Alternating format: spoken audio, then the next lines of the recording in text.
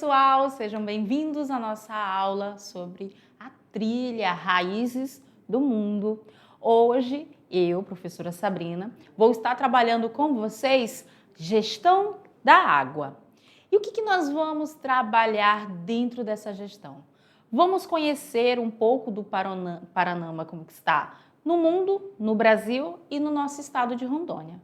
Mas você sabia que a água, essa água que a gente conhece, que na nossa região é tão farta, ela tem uma origem no nosso universo que pode ser até mais antiga do que o próprio Sol?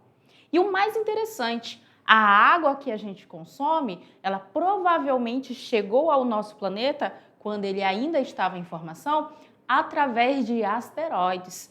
Então é muito importante nós termos a noção de que, para que haja vida nesse planeta maravilhoso que nós vivemos, nós precisamos desta tão simples e ao mesmo tempo tão importante substância que é a água. Vamos falar um pouquinho sobre essa gestão? Vamos lá no slide para a gente falar como que está a gestão da água na questão mundial. Vocês já devem saber, né, que a água é um recurso essencial para a vida e que, apesar da gente ter 71% da superfície da costa terrestre coberta por água, desses 71%, apenas 2,5% é de água doce, ou seja, a água que nós utilizamos normalmente para consumo. E essa água doce, ela se encontra em grande parte congelada ou em aquíferos profundos. Do ponto de vista da química, né, do ponto de vista químico, eu, enquanto professora de química, posso dizer, a água, ela apresenta uma das moléculas mais simples que nós conhecemos, né, formada por 2 átomos de hidrogênio e 1 átomo de oxigênio, H2O.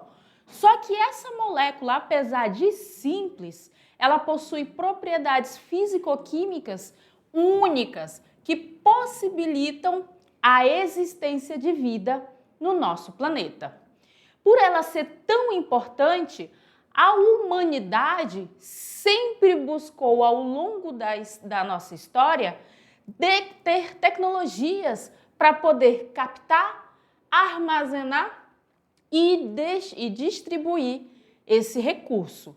Nós temos 2 grandes exemplos que vamos trabalhar nessa aula, né? Exemplos históricos de civilizações que são civilizações para a sua época consideradas como tecnológicas, que é os persas, né? A antiga Pérsia, onde eles utilizavam o kanat para capturar, distribuir água para a sua civilização. O que seria o kanat?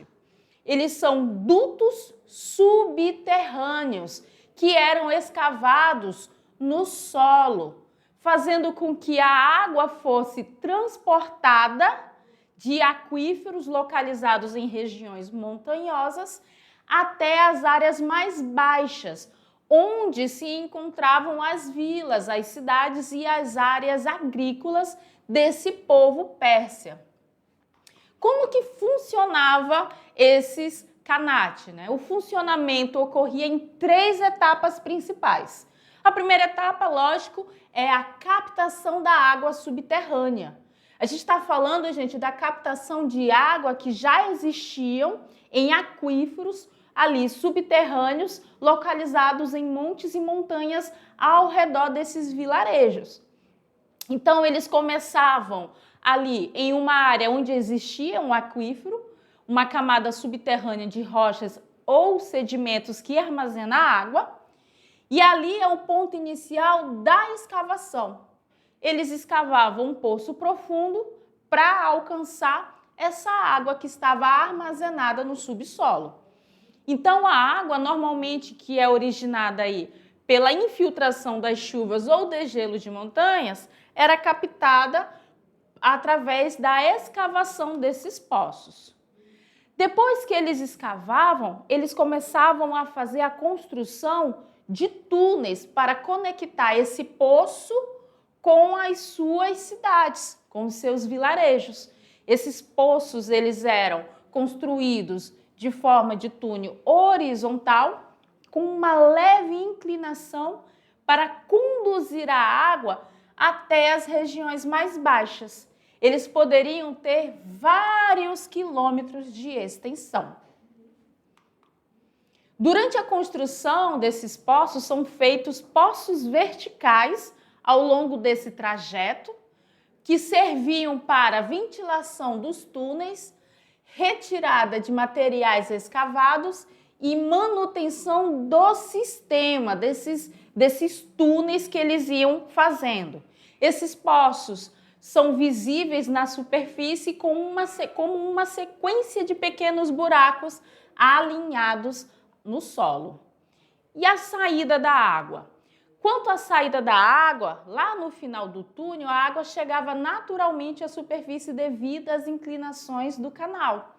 Essa água, ela pode, então, depois que chega na superfície, ser utilizada para o abastecimento humano, irrigação agrícola e abastecimento das cidades. Então, olha só, um povo, né, uma civilização já que a gente considera primitiva, mas já tinha um conhecimento do uso da força da gravidade para fazer com que essa água que estava lá no subsolo das montanhas se movimentasse para túneis que eles escavavam e até a cidade. E esses buracos verticais que eles faziam ao longo do caminho, eles já tinham a ideia de que poderiam precisar fazer manutenções ao longo desses dutos, né? Desses túneis.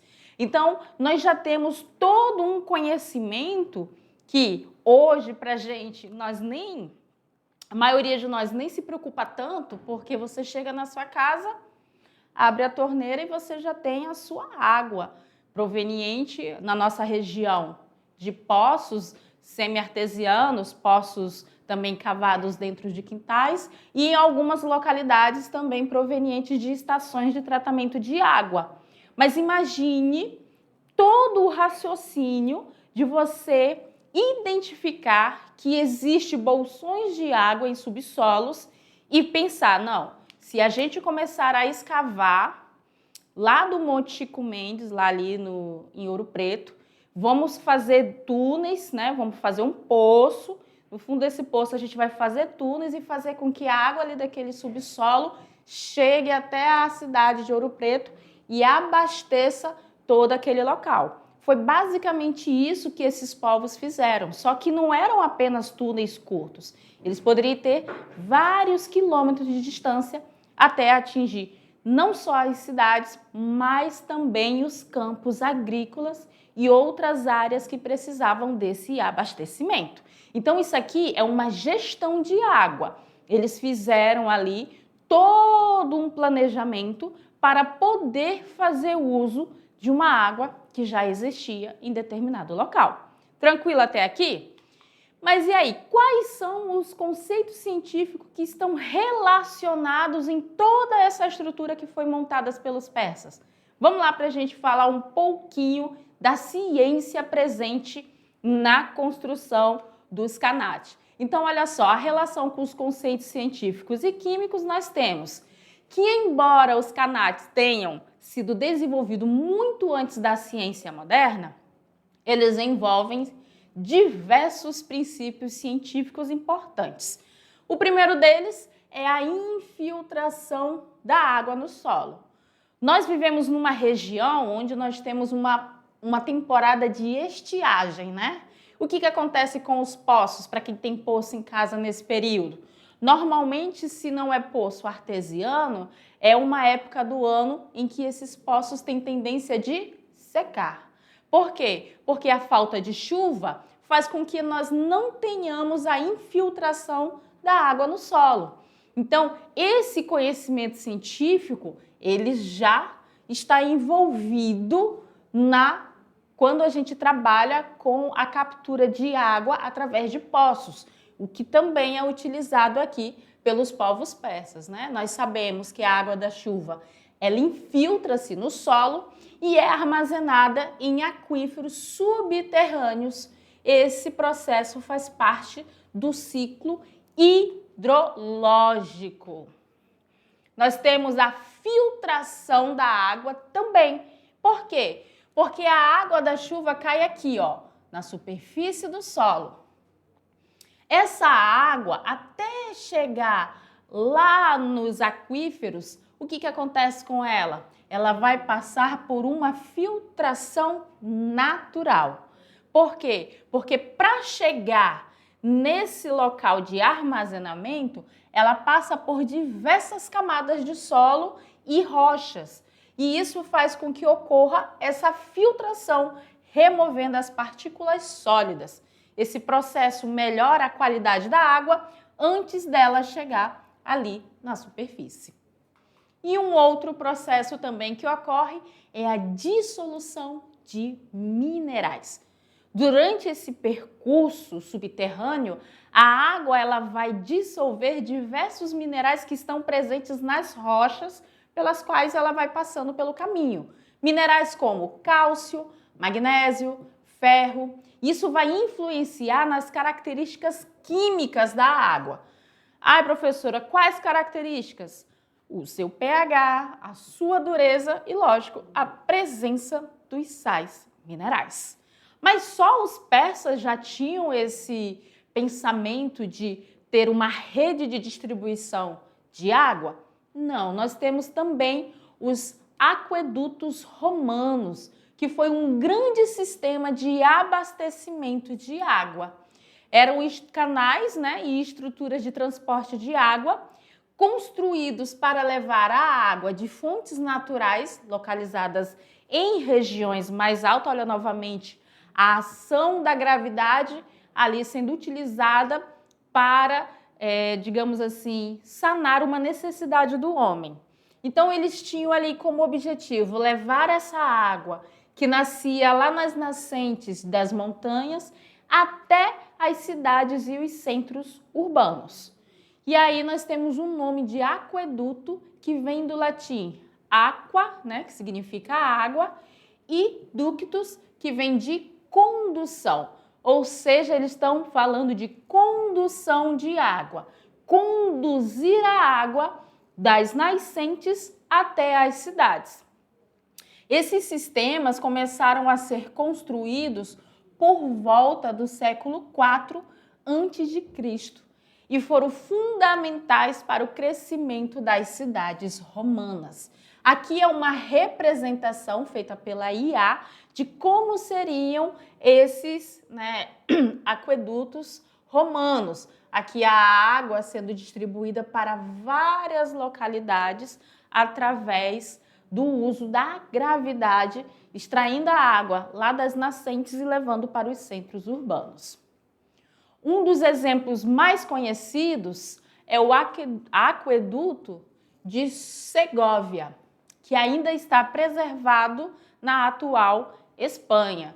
A gente olha as fotos às vezes na internet ou pessoalmente, eu não sei, quem é que está podendo viajar para o exterior e pensa que isso aqui é apenas uma estrutura de algum castelo, de algo parecido, mas não. Aqui é a estrutura de um aqueduto que já não é mais utilizado. E como é que eles funcionavam? Eles eram baseados principalmente em princípios da gravidade. Se você tem uma água ali, uma fonte de água em um local alto, você vai fazendo dutos inclinados para conduzir essa água para regiões mais baixas. Então, eles funcionavam assim, a captura da água, que era em fontes naturais como nascentes, rios, reservatórios naturais. Essas fontes geralmente ficavam nas regiões mais elevadas. E aí vem a parte do transporte da água, que era conduzida por canais construídos com essas leves inclinações, porque eles também não queriam que essa água viesse com grande velocidade. Ela tinha que vir lentamente, fazendo como se fosse um fluido natural. Ela fluísse naturalmente até chegar nas cidades.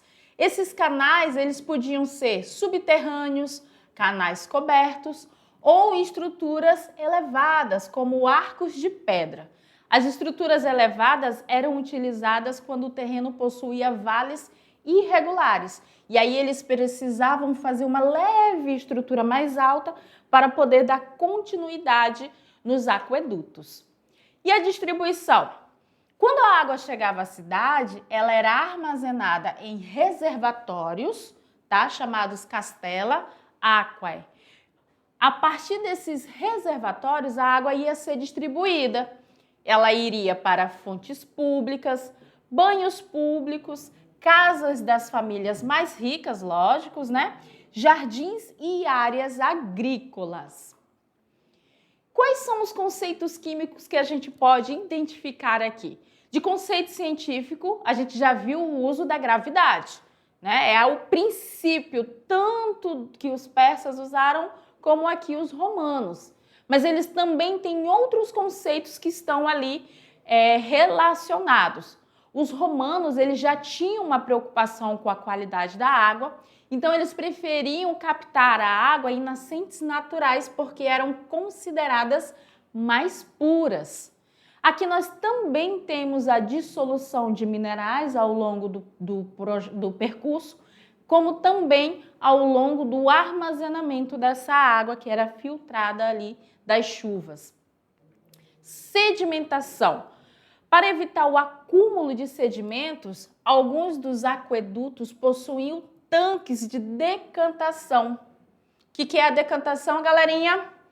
É um processo de separação de misturas, onde a gente utiliza a força da gravidade para fazer com que os dejetos ou qualquer sedimento que seja mais denso que a água, ele vá para o fundo.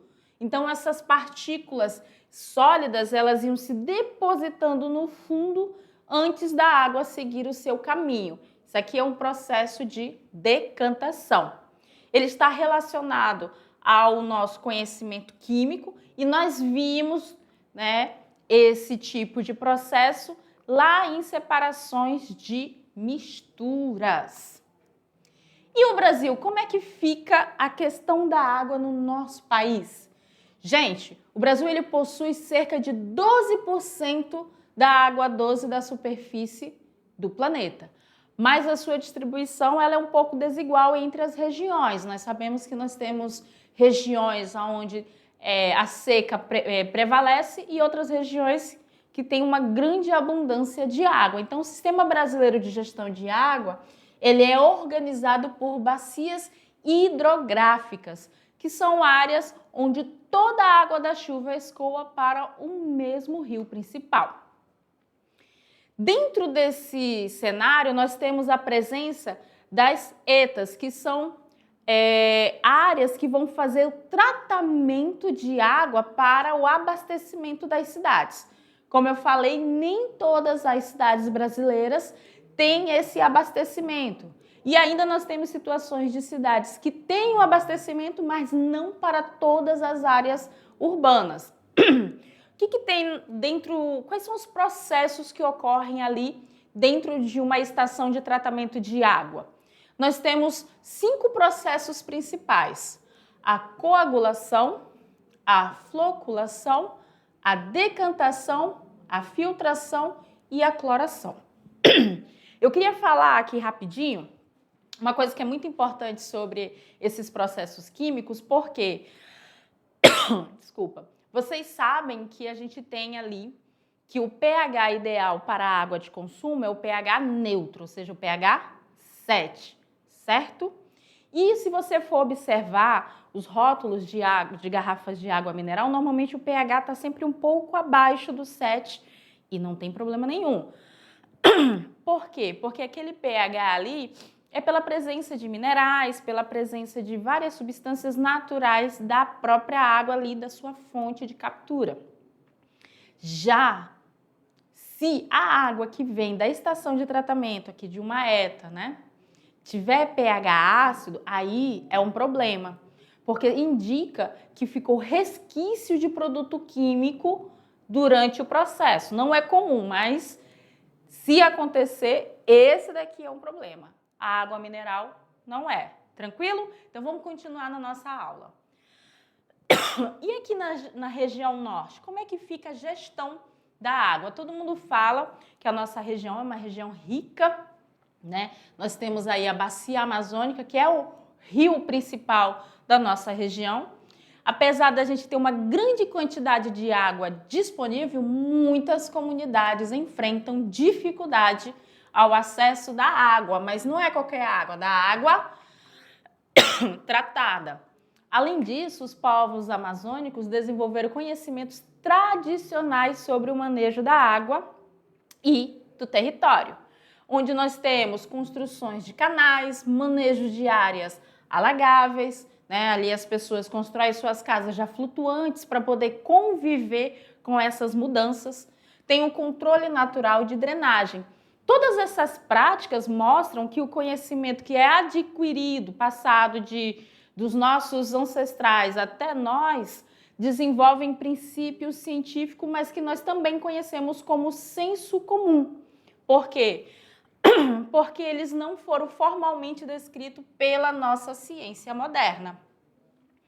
Nós temos aqui algumas das práticas dentro da nossa cultura que são super comuns para nós com relação à água e que não foi ensinado por nenhum professor de ciência, mas que é passado de pai para filho e assim de geração em geração até os nossos dias atuais.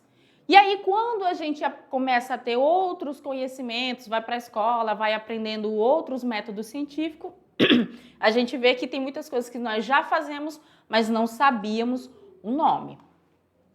E aqui em Rondônia? Bom, aqui em Rondônia, muitas comunidades rurais e isoladas utilizam soluções locais para acesso à água. Né? A gente tem aí o uso de poços artesianos que captam água de aquíferos subterrâneos. E nesses poços artesianos a gente tem os mesmos conceitos químicos que nós vimos nos persas e nos romanos. E nós também temos os sistemas de hidrelétricas, né? São pequenas usinas que utilizam a força da água para gerar energia elétrica, que também é muito comum nos rios da nossa região, como o Rio Madeira, Rio Guaporé, Rio Mamoré. Esses sistemas, eles demonstram a integração entre a engenharia, recursos naturais e conhecimentos locais. Agora, galerinha, dentro dessa nossa trilha, nós temos as propostas que vocês vão desenvolver para a aula 11, a aula 12, a aula 13 e a aula 14. Tá aqui no slide, vocês vão poder ler, ver todas as atividades. O que foi proposto? Para cada uma dessas aulas foi proposto ali uma atividade simples que vocês podem estar fazendo individual ou em grupos, do jeito que for mais cômodo para vocês, lógico, com a orientação aí dos nossos professores presenciais. Professores, se eles tiverem dúvidas, vocês podem estar entrando em contato aqui conosco para a gente auxiliar no desenvolvimento dessas atividades. No mais, galerinha, a gente vai ficando por aqui e eu espero encontrar vocês nas nossas próximas aulas. Até mais!